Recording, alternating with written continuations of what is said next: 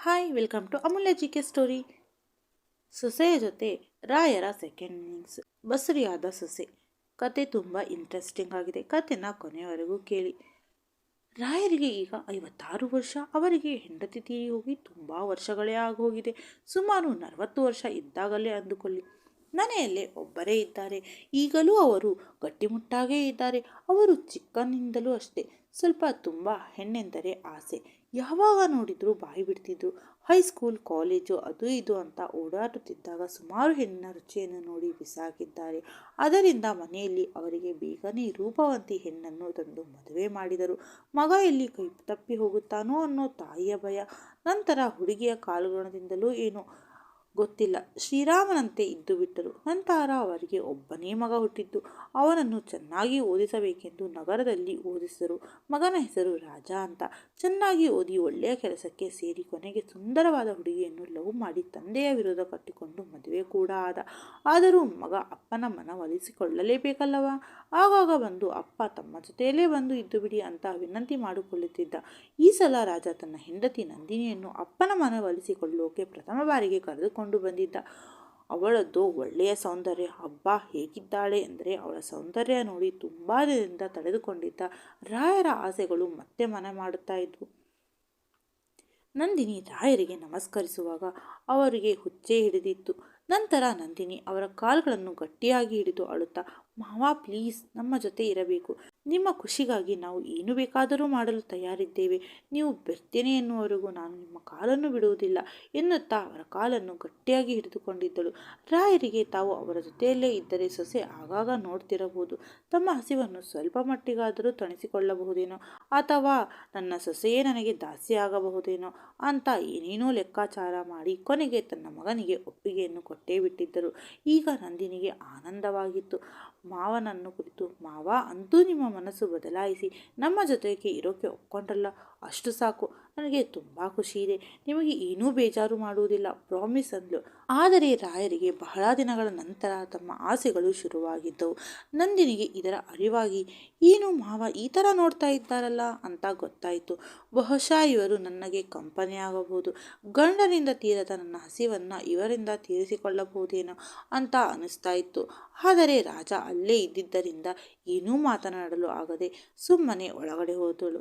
ನಂತರ ರಾಜ ನಾಳೆ ಬೆಳಗ್ಗೆ ನಾವು ಹೊರಡೋಣ ಎಂದು ಅಪ್ಪನಿಗೆ ತಯಾರಾಗಲು ಕೂಡ ಹೇಳಿದ. ಆಗ ನಂದಿನಿ, ಸಂಜೆ ಆಯಿತು, ನಾನು ಅಡುಗೆ ಮಾಡುತ್ತೇನೆ ಅಂತ ಹೇಳಿ ಅಡುಗೆ ಮನೆ ಕಡೆ ಹೋದಳು.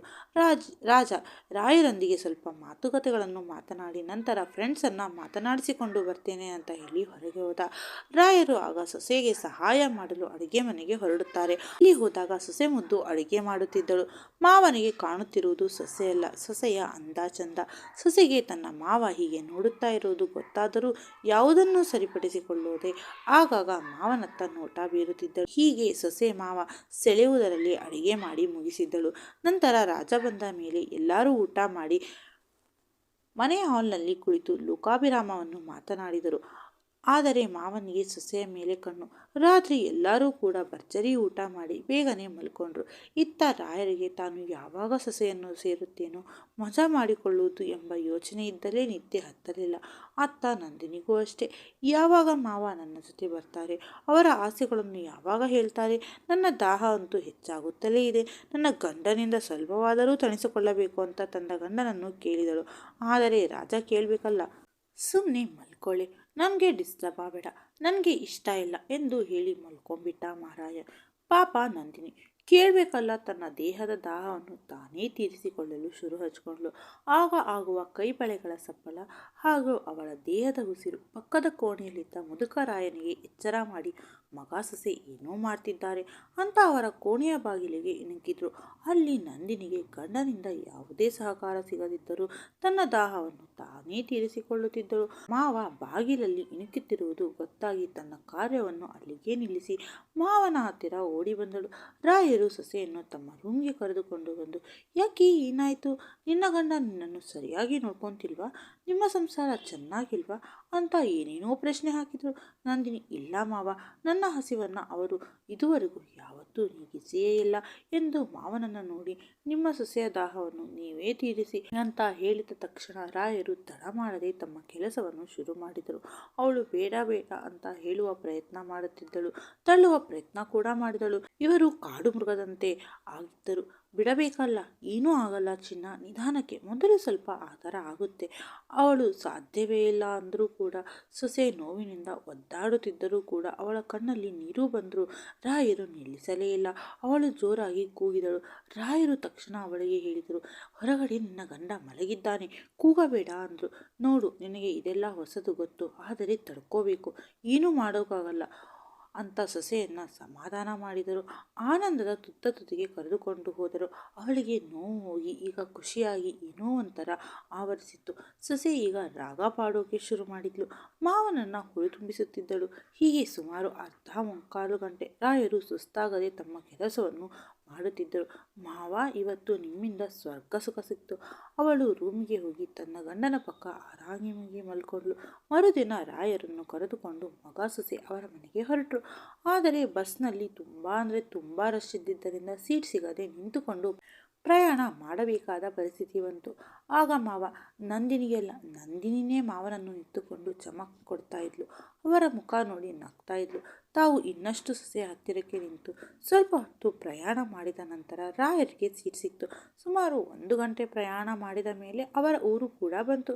ಮೂವರು ಮನೆಗೆ ಬಂದ ಮೇಲೆ ನಂದಿನಿ, ರಾಜ್ ಇವತ್ತು ಏನಾದರೂ ಕೆಲಸ ಇದೆಯಾ ಅಂತ ಕೇಳುವ ಸಮಯಕ್ಕೆ ಸರಿಯಾಗಿ ಆಫೀಸ್ನಿಂದ ಕಾಲ್ ಬಂತು. ಅದರಿಂದ ಆತ ತರಾತುರಿಯಿಂದ ಆಫೀಸ್ಗೆ ಎದ್ದು ಹೊರಡಲೇಬೇಕಾಯಿತು. ನಂತರ ನಂದಿನಿ ಗಂಡನನ್ನು ಕಳಿಸಿ ಬಾಗಿಲು ಹಾಕಿಕೊಳ್ಳಲು ಬಂದಳು. ಮಾವನಿಗೆ ಟಿವಿ ನೋಡಲು ಹೇಳಿ ಅಡುಗೆ ರೆಡಿ ಮಾಡುತ್ತೇನೆ ಮಾವ ಅಂತ ಹೇಳಿ ಅಡುಗೆ ಮನೆ ಕಡೆ ಹೊರಟಳು.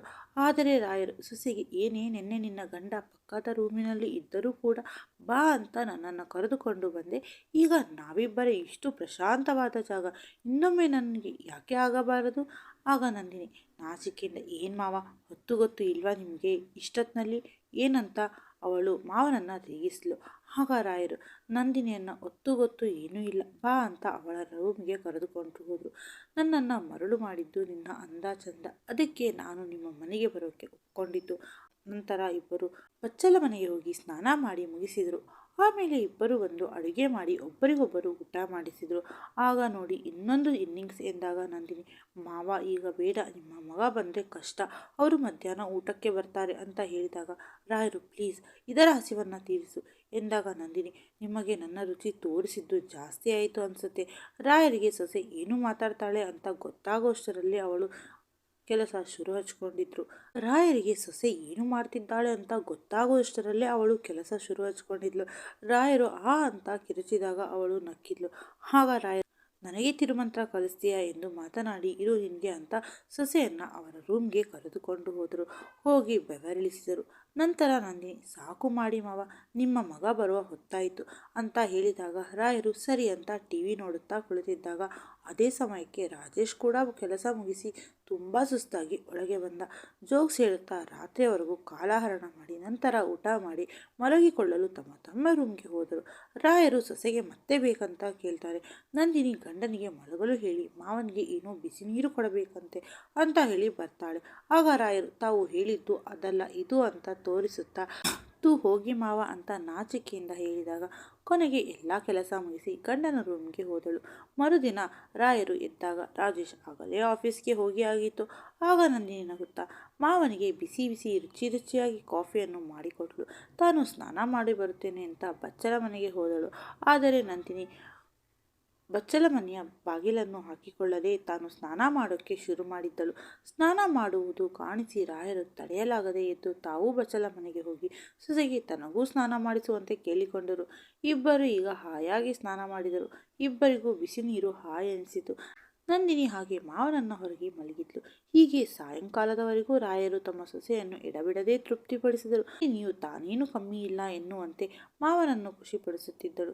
ನಂತರ ಇಬ್ಬರು ಸ್ನಾನ ಮಾಡಿ ರಾಜ ಬರುವ ವೇಳೆಗೆ ಬಟ್ಟೆ ಹಾಕಿಕೊಂಡು ಆರಾಮಾಗಿ ಕೂತು ಟಿವಿಯನ್ನು ವೀಕ್ಷಿಸುತ್ತಿದ್ದರು. ಇದೇ ರೀತಿ ಸುಮಾರು 1 ತಿಂಗಳು ಕಾಲ ನಂದಿನಿ ಮಾವನಿಂದ ಹಸಿವನ್ನು ನೀಗಿಸಿಕೊಂಡಳು. ಪ್ರತಿಫಲವಾಗಿ ಅವರನ್ನು ಹಳ್ಳಿಗೆ ಕಳಿಸಿಕೊಟ್ಟಳು. ನಂತರವೂ ಮಾವ ಆಗಾಗ ಬರುತ್ತಿದ್ದರು. ಯಾವಾಗಾದರೂ ಒಂದು ವೇಳೆ ಮಾವ ಮನೆಗೆ ಇವಳು ಕೂಡ ಹೋಗಿ ಬರುತ್ತಿದ್ದಳು. ಹಸಿವನ್ನ ನೀಗಿಸಿಕೊಳ್ಳುತ್ತಿದ್ದಳು.